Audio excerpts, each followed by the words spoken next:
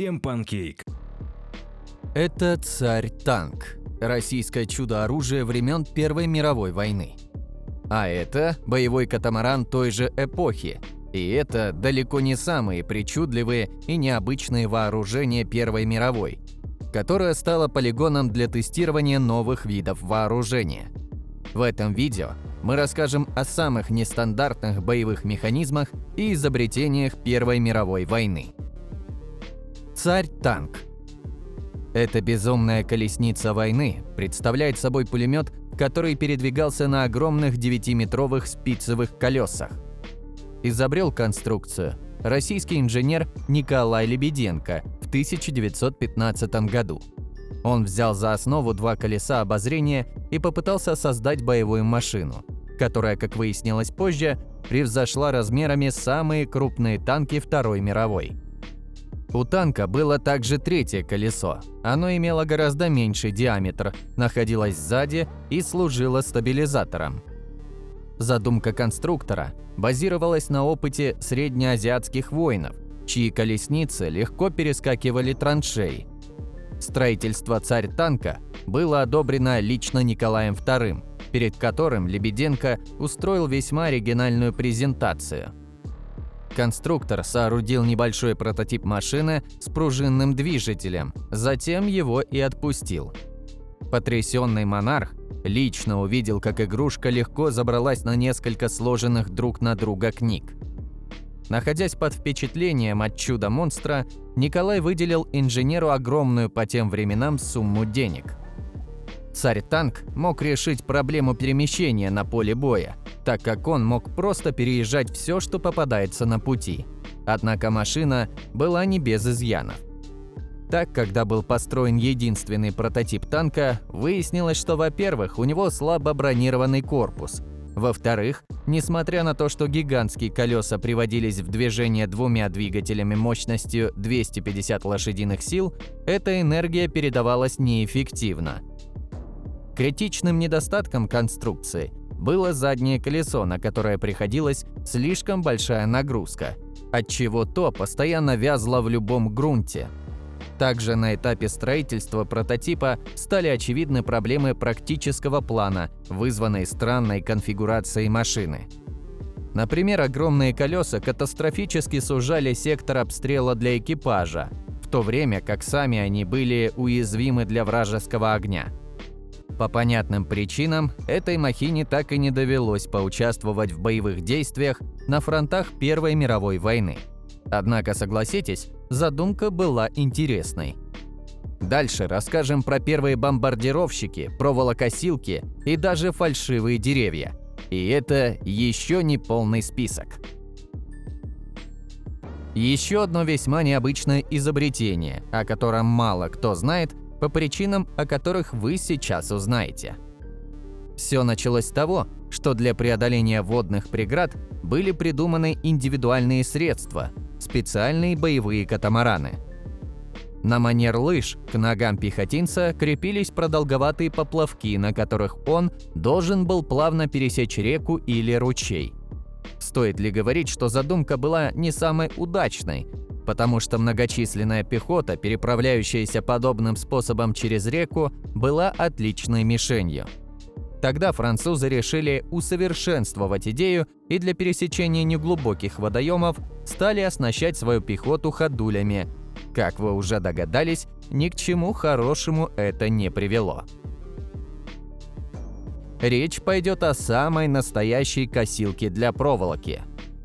Дело в том, что опутанные тысячами километров колючей проволоки пустующей земли представляли собой серьезную преграду для наступающей пехоты. Да что там люди, целый танк мог завязнуть в тоннах проволоки, поэтому требовалось придумать средства для преодоления этой досадной преграды. Вот тогда, по аналогии с сенокосилкой, французы и англичане изобрели проволококосилку. Работать все это должно было следующим образом. На базе трактора или автомобиля устанавливался огромный секатор, и машина, прикрытая специальным бронекорпусом, медленно шла вперед, перемалывая ряды проволоки. По крайней мере, так картина выглядела в мечтах изобретателей. На деле же машины были весьма неуклюжими и довольно убогими поделками. Они постоянно ломались и частенько застревали в изрытых воронками полях. А главное, они нередко путались в клубках своего главного врага – колючей проволоки. В общем, эксперимент не особо удался. Курьезное изобретение оказалось не очень-то и эффективным. Кстати, французы, совсем отчаявшись, придумали стрелять настоящими абордажными крюками из пушек в сторону колючей проволоки. Суть была в том, чтобы зацепить и разорвать ряды заграждений.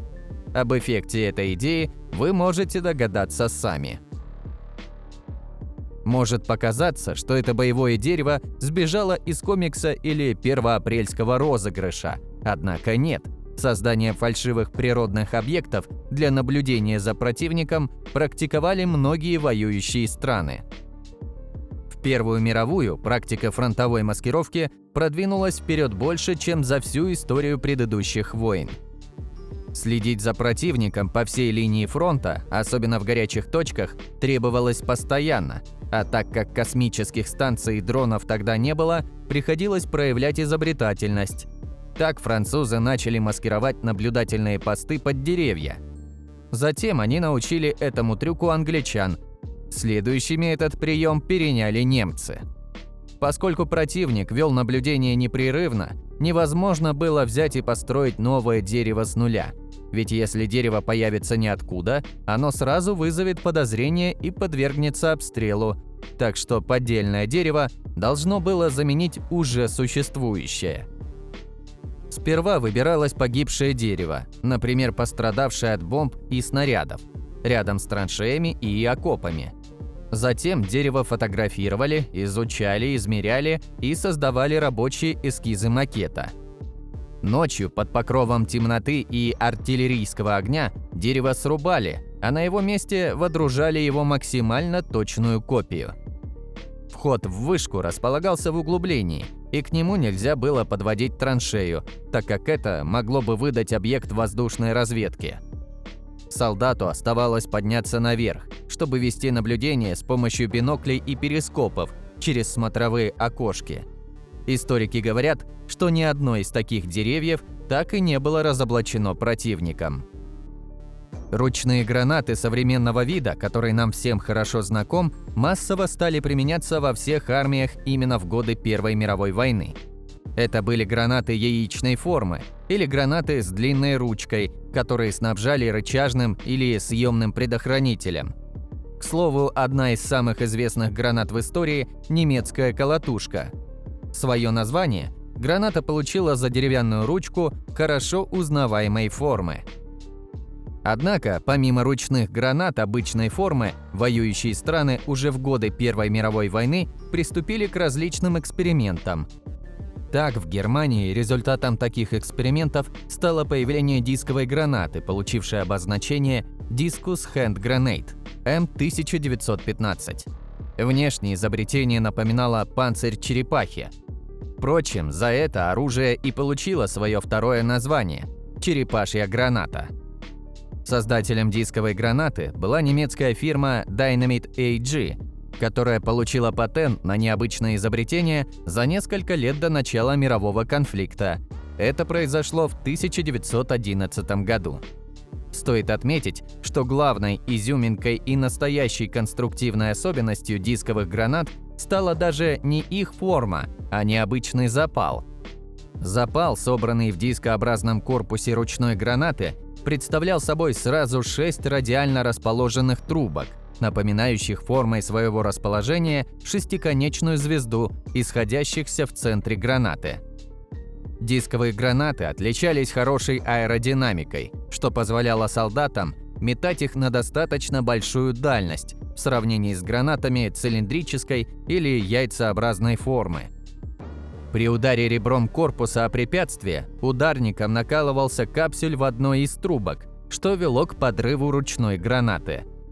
Однако, несмотря на все это, у оружия была масса недостатков.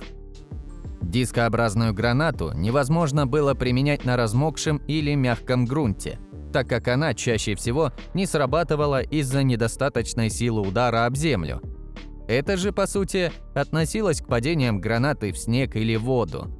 Более того, для правильного и эффективного использования подобных гранат солдаты должны были пройти отдельное обучение и выработать необходимую сноровку. При этом разлет осколков также вызывал вопросы. При срабатывании гранаты практически плашмя, основная масса осколков могла уйти в землю или в небо. В общем, именно поэтому фронтовая жизнь черепашьих гранат оказалась недолгой. К малоизвестным сегодня образцам оружия периода Первой мировой войны, безусловно, можно причислить флешету, или, говоря проще, авиационный дротик, который своими размерами не превышал обыкновенный карандаш. Стоит отметить, что к моменту начала Первой мировой войны боевая авиация находилась еще в зачаточном состоянии. Самолеты использовались в основном для ведения воздушной разведки и обеспечения связи. Истребительная же и бомбардировочная авиации находились на стадии зарождения, поэтому для того времени такие дротики были прорывом. Весили они несравненно меньше бомб, и даже самолеты с маломощными двигателями могли поднять несколько сотен этих очень острых и сравнительно длинных металлических пик. Полет снарядов стабилизировался посредством хвостового оперения. Изобрели оружие итальянцы, однако первыми его стали использовать французы. Дротики помещались в контейнер, крепившийся с внешней стороны к днищу самолета. Пролетая над вражескими лагерями, пилот дергал за специальный тросик, тянувшийся к крышке ящика. Снаряды устремлялись к земле, набирая скорость и увеличивая свою кинетическую энергию. Попав в цель, дротики пробивали стальные шлемы и обмундирование, а оказавшись в теле человека, наносили страшные внутренние повреждения. Со временем флешеты стали использовать все стороны мирового конфликта, причем чрезвычайно активно. Известно, например, что всего один французский пилот в 1915 году обрушил на врага около 18 тысяч этих снарядов за сутки. Впрочем, через некоторое время, хорошенько присмотревшись к боевой эффективности, а также соотношению цены и качества авиадротиков, военные довольно быстро разочаровались в оружии. Дело в том, что такой смертельный ливень с небес был совершенно неуправляемым, и попадание в цель было огромной удачей. Более того, чтобы подобный дротик мог пробить обмундирование врага, пилотам приходилось забираться на большую высоту, а это, в свою очередь, снижало точность снарядов. В общем, это был замкнутый круг. Пулеметы были изобретены еще до Первой мировой, и их появление в огромной степени изменило облик войны. Они обрушивали на противника настоящий ливень из свинца. Оружие не отличалось особой точностью, но необходимости в ней, как правило, и не было. Наступление на вражеские позиции огромными массами пехоты потеряло смысл, так как пулеметы были готовы скосить сколь угодно много людей за небольшой промежуток времени. Неизбежным результатом этого стала окопная война. Солдаты враждующих армий сидели друг напротив друга в траншеях, боясь высунуть голову, так как весьма часто это безрассудство завершалось точным выстрелом со стороны противника. В этой ситуации особую роль играли снайперы, перед которыми стояла задача деморализовать врага, отстреляв тех, кто неосторожно высунется из укрытия. Перископная винтовка стала продуктом солдатской смекалки, которая в основном определялась желанием выжить. Так и родилась довольно простая, но интересная идея – совместить винтовку и траншейный перископ, так чтобы снайпер мог целиться и стрелять, не поднимая головы над бруствером и не подвергая свою жизнь еще большей опасности. Подобные конструкции изобретались стихийно и быстро распространились в бельгийской, французской, британской, русской и немецкой армиях, поэтому определить первенство и национальную принадлежность этого изобретения крайне сложно. Однако, независимо от того, где они делались, эти самодельные ломаные конструкции в целом были похожи. Подобные винтовки устанавливались на некое подобие рамы и поднимались над траншеей. Видеть происходящее вокруг позволяло специальное зеркало, которое крепилось непосредственно перед штатным прицелом. Как правило, перископные винтовки оснащались увеличенными магазинами. Оружие выглядело необычно и, говоря по правде, откровенно неуклюже, однако, несмотря на это, оно оказалось довольно эффективным и точным. Известно, что военные умельцы экспериментировали с установкой на похожие рамы пулеметов и даже пистолетов. Друзья, у вас есть возможность попасть в команду Pancake. Если вы владеете навыками видеомонтажа, можете озвучивать ролики на русском и английском языках, или же вы пишете интересные сценарии, мы будем рады с вами поработать. Пишите нам на почту в описании. На этом у нас все. Подписывайтесь на канал и не пропустите нового интересного выпуска. Всем хорошего настроения и до встречи!